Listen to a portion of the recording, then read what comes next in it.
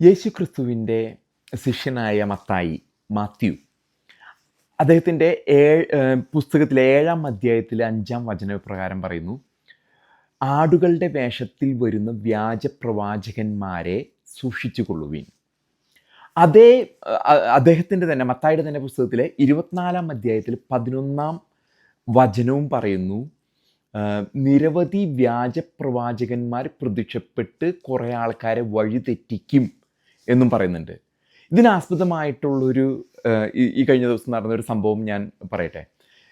Michigan, അമേരിക്കയിലെ ഒരു സംസ്ഥാനമാണ് മിഷിഗണിലെ ഗ്രാൻഡ് ബ്ലാങ്ക് എന്ന് പറഞ്ഞ സ്ഥലത്ത് Mormon church of Jesus Christ latter day saints, ഈ ഒരു ചർച്ച് എന്ന് പറഞ്ഞാൽ നമുക്ക് കേൾക്കുമ്പോൾ ക്രിസ്തീയ വിശ്വാസത്തിൻ്റെ അടിസ്ഥാനത്തിലാണെന്ന് നമുക്ക് ഒരു സംശയമുണ്ട്. യേശുക്രിസ്തു തന്നെയാണ് അവർ പറയുന്ന വ്യക്തിത്വമെങ്കിലും അതിനിടയിൽ കുറച്ച് പ്രവാചകന്മാരെയൊക്കെ കയറ്റിയിട്ടുണ്ട് അവർ. ഏകദേശം ഒരു 1850 കാലഘട്ടത്തിൽ അപ്സ്റ്റേറ്റ് ന്യൂയോർക്കിൽ ജോസഫ് സ്മിത്ത് എന്ന് പറഞ്ഞ ഒരാളാണ് ഈ മതം കണ്ടുപിടിക്കുന്നത്. അദ്ദേഹം പറയുന്നത്, അദ്ദേഹത്തിന് ഒരു ദിവസം കാട്ടിലൂടെ നടന്ന ദിവ്യദർശനങ്ങളുണ്ടായി. യേശുക്രിസ്തുവും പിന്നെ പിതാവും അദ്ദേഹത്തിന് പ്രത്യക്ഷപ്പെട്ട് പല ദൃശ്യങ്ങളും കൊടുത്തു. അത് കഴിഞ്ഞ് അദ്ദേഹത്തിനോട് പറഞ്ഞു, നീ കാട്ടിലേക്ക് നടന്നു പോകുമ്പോൾ നിനക്ക് സ്വർണ്ണ ലിപികളിൽ എഴുതപ്പെട്ട സ്വർണം കൊണ്ടുണ്ടാക്കിയ ഒരു പുസ്തകം കിട്ടും. ആ പുസ്തകത്തിൽ കുറേ കാര്യങ്ങൾ എഴുതിയിട്ടുണ്ടെന്ന് പറയണം. പക്ഷേ ആ പുസ്തകം എന്ന് പറയുന്നതാണെന്ന് ബുക്ക് ഓഫ് മോർമൺ എന്ന് പറഞ്ഞ് ആ ഒരു മോർമൺ വിശ്വാസം വിശ്വസിക്കുന്നത്. ഈ വിശ്വാസികളുടെ പള്ളിയിലാണ് കഴിഞ്ഞ ദിവസം 3-4 ആൾക്കാരെ വെടിവെച്ച് കൊല്ലുകയും ഒപ്പം തന്നെ ഒരു വാഹനം ഇടിച്ചു കയറ്റി മൊത്തം പള്ളി കത്തിക്കുന്നൊരു സാഹചര്യം ഉണ്ടായി. അപ്പോൾ ഇതിൻ്റെ വിശ്വാസ പ്രമാണം, അതായത് അത് വളരെ ദാരുണമായ സംഭവമാണ്, ആരെയും കൊല്ലാതിരിക്കട്ടെ. പക്ഷേ ഈ വിശ്വാസത്തിൻ്റെ അടിസ്ഥാനം എന്ന് പറയുന്നത് ജോസഫ് സ്മിത്ത് 175 കൊല്ലത്തോളം മുമ്പ് 1850 തുടങ്ങിയ വിശ്വാസത്തിൻ്റെ അടിസ്ഥാനത്തിലുള്ള ഒരു വിശ്വാസമാണ്. അങ്ങനെ ജോസഫ് സ്മിത്ത് ഈ ബുക്ക് ഓഫ് മോർമൺ, അത് കഴിഞ്ഞ് ജോസഫ് സ്മിത്തിനോട് ആരോ ചോദിച്ചു, എവിടെയാണ് ഈ ബുക്ക് ഓഫ് മോർമൺ? അത് കഴിഞ്ഞിട്ട് ഇപ്പോഴുള്ള അദ്ദേഹത്തിൻ്റെ അനുയായികളോട് ചോദിക്കേണ്ടായി, എവിടെയാണ് ഈ ബുക്ക് ഓഫ് മോർമൺ എന്ന് ചോദിച്ചു കഴിഞ്ഞപ്പോൾ അദ്ദേഹം പറഞ്ഞു, എനിക്ക് തന്നതിന് ശേഷം ആ സാധനം സ്വർഗത്തിലേക്ക് എടുത്തു.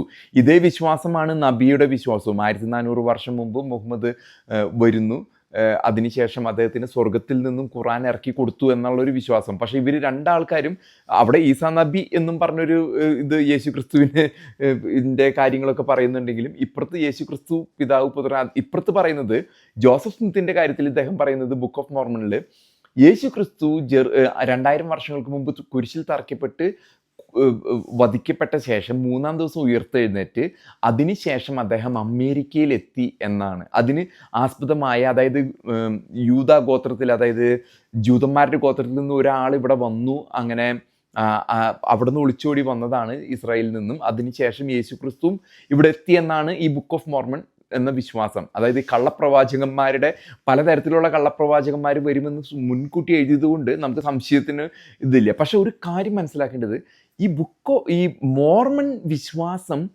ലോകം മുഴുവനും കത്തിപ്പടർന്നുകൊണ്ടിരിക്കുകയാണ്.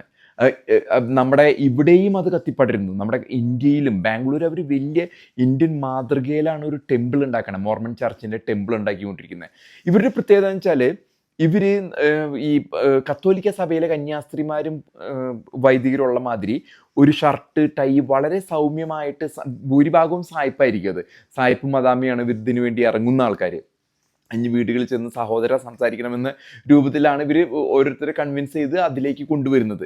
ഇവരുടെ ടെമ്പിളിൽ ഞാൻ പോയിട്ടുണ്ട്. യൂട്ട എന്ന് പറഞ്ഞ സംസ്ഥാനത്താണ്. അതായത് ജോസഫ് സ്മിത്തിനെ അവിടെ നിന്ന് ഓടിച്ചു, ന്യൂയോർക്കിൽ നിന്ന് ഓടിച്ചു, ഇല്ലിനോയ്സിലെത്തി അവസാനം അദ്ദേഹത്തിനെ ഈ ജനം അവിടെ ഇല്ലിനോയ്സ് എന്ന് പറഞ്ഞ ചിക്കാഗോ ഉള്ള സ്ഥലത്ത് വെച്ചിട്ട് അദ്ദേഹത്തിനെ വധിക്കുകയാണ് ഉണ്ടായത്. അദ്ദേഹത്തെ വധിച്ചോടുകൂടി അദ്ദേഹത്തിൻ്റെ പിൻഗാമികളും വിശ്വാസങ്ങൾ കത്തിപ്പടർന്നു. പിന്നീട് അവർ അഭയം പ്രാപിച്ചതാണ് യൂട്ട എന്ന സ്ഥലത്ത്. ഇവിടെ ഞാനിപ്പോൾ താമസിക്കുന്നിടത്ത് നിന്ന് ഒരു 1000 മൈൽ ദൂരം ഉണ്ടാവും, 1200 മൈലോളം ദൂരമുള്ള സ്ഥലത്ത് സോൾട്ട് ലേക്ക് സിറ്റിയൊക്കെ അവിടെ വരെ. യൂട്ട നല്ല സുന്ദരമായിട്ടുള്ള ഒരു സിറ്റിയാണ്. അവിടെ ടെമ്പിൾ ഇതെന്ന് പറഞ്ഞിട്ട് തന്നെ ഒരു ടെമ്പിൾ സ്ക്വയർ തന്നെയുണ്ട്. അത് അതിമനോഹരമായിട്ടുള്ള, ഇവർക്ക് ഞായറാഴ്ച അവർ ഇതിൻ്റെ സർവീസസിന് പോകുന്ന ഒരു ചർച്ച് ഉണ്ട്. അത് സൺഡേ സർവീസിന് സാധാരണ വേണ്ടി പോകുന്നതും അവിടെ കുറേ മീറ്റിങ്ങുകൾ നടക്കുന്നു, അങ്ങനെയുള്ള ഈ ബുക്ക് ഓഫ് മോർമൺ വായിക്കലാണ്. എന്നാൽ ഇവരിൽ വേറൊരു ടെമ്പിൾ ഉണ്ട്. അത് ഈ ചർച്ചകളുടെ അത്ര ഉണ്ടായിരുന്നില്ല. ടെമ്പിൾ എന്ന് പറഞ്ഞാൽ ഓരോ സിറ്റിയിൽ ഒരെണ്ണൊക്കെ ഉണ്ടാവുള്ളൂ. അപ്പോൾ ഈ ടെമ്പിളിൽ അതിമനോഹരമായിട്ടാണ് ഇവർ മാർബിൾ കൊത്തുപണി കൊണ്ടും ഒക്കെ ഉണ്ടാക്കിയിരിക്കുന്നത്. അവിടെ ഒരു ചെറിയൊരു കുളം പോലെ ഉണ്ടാക്കിയിട്ട്, പോണ്ട് പോലെ ഉണ്ടാക്കിയിട്ട് അതിൽ മുങ്ങൽ, ഈ വളരെ സുന്ദരമായിട്ടാണ് ഇവരുടെ വിശ്വാസങ്ങളൊക്കെ. തന്നെയല്ല, പണം, ഭയങ്കരമായിട്ട് പണമുണ്ട്. ഇവർ മുൻകാലങ്ങളിൽ ബഹുഭാര്യത്വത്തിലേക്ക് വിശ്വസിച്ചിരുന്ന ഒരു ഇതുണ്ടായിരുന്നു. ഇപ്പോൾ പലരും അതിനെപ്പറ്റി അങ്ങനെ വിമർശിക്കുന്നുണ്ടെങ്കിലും ഇപ്പോൾ അവർ ബഹുഭാര്യത്വം ഉപേക്ഷിച്ചു, ബഹുഭാര്യത്വം കൊണ്ട് നടക്കുന്നില്ല. ഒപ്പം തന്നെ പോളിഗമിയിൽ നിന്ന് അവർ വിട്ടുമാറി. ഒപ്പം തന്നെ ഇവരുടെ ഈ ശീലങ്ങൾ, കാപ്പി കുടിക്കില്ല, ചായ കുടിക്കില്ല, കള്ള് കുടിക്കില്ല, അങ്ങനെയുള്ള വിശ്വാസങ്ങളൊക്കെ കണ്ടു കഴിഞ്ഞാൽ നമുക്ക് ആരും ആകർഷിച്ചു പോകുന്നതാണ്. അതിൻ്റെ പേരിൽ ആണ് ഇവർ വളരുന്നത്. തന്നെയല്ല, ഇതിലെ വിശ്വാസികൾ 10% അവർക്ക് ഇത് കൊടുക്കണം, ദശാംശം എന്നൊക്കെ പറഞ്ഞ പെർസെൻറ്റേജ്. ഇവിടെ വലിയ ഗ്രൂപ്പുകൾ, മാരിയോട്ട് പോലെയുള്ള വലിയ വലിയ ഗ്രൂപ്പുകൾ പോലും ഈ ഒരു ഇതിൻ്റെ അണ്ടറിൽ, അതിൻ്റെ ഉടമസ്ഥരൊക്കെ ഇതിൻ്റെ വിശ്വാസികളാണ്. ഒപ്പം തന്നെ ടെസ്ലയൊക്കെ തുടങ്ങുന്ന സമയത്ത് ഏകദേശം $33 ബില്യൺ ഈ ചർച്ച് അതിൽ ഇൻവെസ്റ്റ് ചെയ്തു. അങ്ങനെയുള്ള ബിസിനസ് ട്രാൻസാക്ഷൻസിലുള്ള വെട്ടിപ്പുകളും തട്ടിപ്പുകളൊക്കെ ഇവർ തലപ്പത്ത് നടത്തുന്ന ഒരു ചർച്ചാണ്. അപ്പം ഞാൻ പറഞ്ഞു വന്നത്, കഴിഞ്ഞ ദിവസം മിഷിഗണിലെ ഗ്രാൻഡ് ബ്ലാങ്കിലുണ്ടായ ഈ ഒരു അക്രമത്തിലുണ്ടായ ചർച്ച് ഏത് വിഭാഗം? മോർമൺ ചർച്ചാണ്. Church of Jesus Christ latter day saints എന്നാണ് ഇതിനെ പറയുക. അപ്പോൾ അതിൻ്റെ തലപ്പത്തിരിക്കുന്ന വ്യക്തിയുടെ പേരാണ് റസൽ എം നെൽസൺ. അദ്ദേഹം 101 വയസ്സുണ്ട്. അതാണ് ഇപ്പോഴത്തെ ജോസഫ് സ്മിത്തിൻ്റെ പിന്തുടർച്ചക്കാരൻ. അദ്ദേഹം ലോകത്തിൽ ഏറ്റവും ആദ്യം 1951 US ആർമിയുടെ ഇതിലായിരുന്നു. അദ്ദേഹം മെഡിക്കൽ കോർപ്സിലൊക്കെ ഇത് ചെയ്തിരുന്നതാണ്. കൊറിയൻ വാറൊക്കെ കഴിഞ്ഞ കാലഘട്ടത്തിൽ ലോകത്തിലെ ഏറ്റവും ആദ്യം ഓപ്പൺ ഹാർട്ട് സർജറി ചെയ്ത വ്യക്തിയാണ് റസൽ എം നെൽസൺ എന്ന മോർമൺ ചർച്ചിൻ്റെ ഇപ്പോഴത്തെ തലപ്പത്തിരിക്കുന്ന നേതാവ്. അദ്ദേഹം ഒരു ഡോക്ടറാണ്.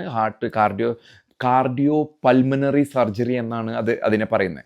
അദ്ദേഹത്തിന് 101 വയസ്സുണ്ട്, ഇപ്പോഴും ആരോഗ്യവാനാണ്. അദ്ദേഹമാണ് ഈ ചർച്ചിനെ ഇപ്പോൾ മുന്നോട്ട് നയിച്ചുകൊണ്ടിരിക്കുന്നത്. അപ്പോൾ ഇന്നലെ മിഷിഗണിൽ നടന്ന ഇതിൻ്റെ വിഭാഗത്തിൻ്റെ ചർച്ച് ഇതാണ്. ഈ ഒരു വിഭാഗത്തിനാണ് ഇന്നലെ ഇത്തരത്തിലുള്ള ഒരു സംഭവം, അമേരിക്കയിൽ വെടിവെപ്പും 3-4 ആൾക്കാർ പള്ളിയിലെ വെടിവെപ്പും ഇതിനെപ്പറ്റി നമ്മൾ കണ്ട വിഷയം.